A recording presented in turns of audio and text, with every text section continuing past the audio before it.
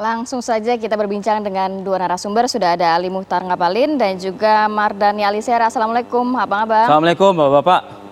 Waalaikumsalam warahmatullahi wabarakatuh. Sehat walafiat ya? untuk keduanya ya. Sehat, alhamdulillah. Sama-sama semua. Alhamdulillah, Bang. Saya mau ke Bang Ngabalin, Bang. Ini kan rencananya juga nanti aksi unjuk rasa akan terpusat di depan Istana Negara. Pemerintah sudah siap merespon dari tuntutan dari masyarakat? Iya, namanya juga rencana ya. Baru rencana bahwa ruang demokrasi itu selalu terbuka dalam kehidupan berbangsa dan bernegara, sehingga ya rencana yang hendak dan akan dilakukan oleh buruh dan mahasiswa, tentu dari pemerintah tidak ada lain kecuali langkah-langkah konstitusional yang harus dilakukan oleh siapa saja yang protes terhadap penetapan RUU Omnibus Law ini dalam kehidupan berdemokrasi, dan kita juga punya tugas dan tanggung jawab untuk mencerahkan generasi bangsa ini, maka negara menyediakan saluran-saluran konstitusional yang bisa ditempuh dengan baik. Dengan begitu maka ikhtiar kita terhadap upaya-upaya pemutusan seperti sekarang ini pandemi COVID, kemudian adanya kerumunan dan lain-lain sebagainya, itu menjadi bisa kita tepis dengan baik dan bisa kita awasi dengan baik. Saya kira itu poin yang paling terpenting atas rencana pagi ini atau hari ini. Bang Ngabalin, kan puncaknya kabarnya dari rekan-rekan buruh ya melakukan aksinya dari 6, 7, 8. Tentu kan ya apa ya, kita menyayangkan karena dari pejabat-pejabat pemerintahan saja juga mengatakan khawatir terganggunya stabilitas politik, lalu juga ekonomi, investasi, Bang Ngabalin. Sudahkah ada evaluasi dari 2 hari aksi unjuk rasa rekan-rekan buruh ini? Kekhawatiran bagi setiap orang terhadap semua masalah yang kemungkinan akan terjadi, saya kira itu sah saja ya. Tetapi dalam kehidupan bernegara ya semua itu harus tetap mesti diantisipasi, bukan saja oleh pemerintah, tapi harus mendapatkan dukungan dari seluruh masyarakat Indonesia. Umpama terkait dengan penetapan RUU ini, ya suka dan tidak suka bahwa Undang-Undang Dasar menjelaskan kalau bukan pemerintah maka DPR. Kalau bukan usulan pemerintah maka itu menjadi hak inisiatif dari Dewan Perwakilan Rakyat Republik Indonesia. Ketika ini masih berada dalam rancangan undang-undang, ya, RUU Omnibus Law, kita boleh berdebat, kita boleh menolak, kita boleh segala macam. Tapi dalam kehidupan berbangsa dan bernegara, ketika RUU ini telah menjadi satu keputusan penetapan yang bukan saja pemerintah sendiri, tetapi bersama-sama dengan Dewan Perwakilan Rakyat Republik Indonesia, maka konsep-konsep inilah yang menurut saya tadi saya kemukakan bahwa kita harus ikut memberikan pencerahan kepada rakyat Indonesia, baik dari sisi konten maupun dari sebuah proses yang sudah dijalani sampai pada finalisasi dan keputusan Undang-Undang Omnibus Law. Bang Ngabalin, suasana kebatinan Presiden kita seperti apa melihat Jawa Barat bergerak, lalu juga di Banten bergerak, Lampung, Ibu Kota bergerak, Lampung, Sulawesi, apa yang difikirkan oleh Presiden? Kalau sebagai kepala negara saya kira seperti biasa. Ini kan bukan hal yang baru dihadapi oleh Presiden terkait dengan demonstrasi, dan demonstrasi ini kan bukan saja berupa rezim Pak Jokowi, tapi di TV One juga saya pernah bilang bahwa dalam satu keputusan politik negara, kalau orang menilai bahwa mengambil keputusan salah, tidak mengambil keputusan salah, ya negara, pemerintah harus berbuat sesuatu, karena tidak ada pemerintah yang melakukan satu keputusan kemudian berpikir untuk menyengsarakan rakyat di tanah air, di rakyat seluruh Indonesia. Karena semua kajian-kajian yang dilakukan ini kan sangat sistematis terkait dengan masa depan kepentingan bangsa dan negara, investasi, ekonomi, kesehatan, dan lain-lain sebagainya.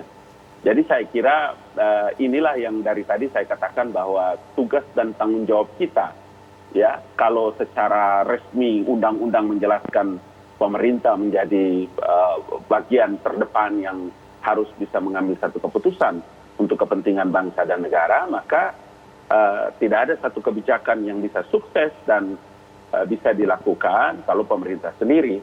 Karena itulah maka ada DPR, kemudian opinion leaders, masyarakat. Kita tentu membutuhkan dukungan bahwa RUU yang sudah menjadi satu keputusan ini harus mendapat dukungan dari seluruh masyarakat. Karena bukan ini untuk orang perorangan.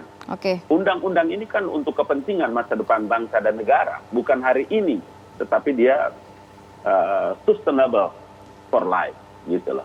Baik, Bang Ngabalin, saya mau ke Bang Mardhani. Bang Mardhani, ini melihat dari mungkin salah satu tujuan Undang-Undang Cipta Kerja ini adalah untuk juga menarik investor asing. Tapi kalau kita melihat di media asing justru berkebalikan, mempertanyakan mengenai kondisi Indonesia, kemudian efek terhadap stabilitas ekonomi dan juga politiknya. Anda sendiri beranggapan seperti apa, Bang? Ya, yang pertama tentu mestinya pemerintah bertindak sebagai ayah bagi masyarakatnya ya. Ketika demo di banyak tempat, saya tidak bisa menilai ini sesuatu yang biasa, ini luar biasa. Mesti ada hati nurani yang bermain di sini karena tidak mungkin ada asap kecuali ada apinya. Teman-teman buruh bergerak karena memang konten dari undang-undang ini amat sangat memberikan karpet merah kepada pemodal, tapi memberikan banyak pembatasan bahkan kerugian bagi para buruh. Nanti kalau dilihat lagi dari 900-an pasal itu, bahkan bukan cuma buruh, analisa dampak lingkungan dan efeknya kepada lingkungan hidup luar biasa. Sumber daya alam kita ada liberalisasi. Pendidikan di kawasan ekonomi khusus agak dimudahkan buat asing. Ada 12 poin Partai Keadilan Sejahtera melihat mudarat dari undang-undang ini. Bukan cuma itu, dalam konteks yang lebih utuh, undang-undang ini agak lucu karena ini pertama kali omnibus law, lebih waktu draft awal, waktu 1.200 pasal, lebih dari 500 pasal itu mendelegasikan pengaturannya kepada peraturan pemerintah dan peraturan Kepres, keputusan presiden. Bahkan dalam salah satu pasal yang agak aneh, peraturan pemerintah dapat membatalkan undang-undang. Ini parah, udah diubah, katanya salah ketik, sudah tidak ada. Dalam kondisi oposisi yang lemah, banyak sekali aturan detail diberikan kepada pemerintah, apalagi beberapa kali pemerintah juga quote and unquote tidak memenuhi janjinya. Waktu itu waktu revisi undang-undang KPK katanya akan ada tindak lanjut, tapi ternyata terbukti sekarang ada eksodus teman-teman KPK. Yang kedua, poin undang-undang ini bertentangan dengan desentralisasi. Banyak sekali kewenangan pemerintah daerah ditarik ke atas. Katanya untuk mempermudah perizinan, padahal saat yang sama yang paling tahu situasi kondisi di daerah teman-teman Pemda. 3 hal ini banyaknya diberikan kepada pemerintah aturan detailnya. Pemda ditarik, bahkan Perda bisa dikalahkan dengan rancangan keputusan kepala daerah, sesuatu yang tidak melibatkan DPRD, padahal DPRD adalah representasi dari masyarakat.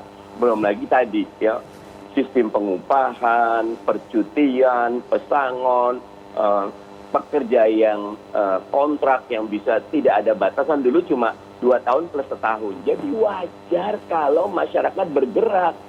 Dan sangat wajar kalau pemerintah sebagai ayah mendengarkan. Tapi Saya berarti sedih. Bang Mardhani melihat pemerintah saat ini belum menempatkan posisi sebagai ayah ya Bang? Karena masih banyak sekali aksi unjuk rasa.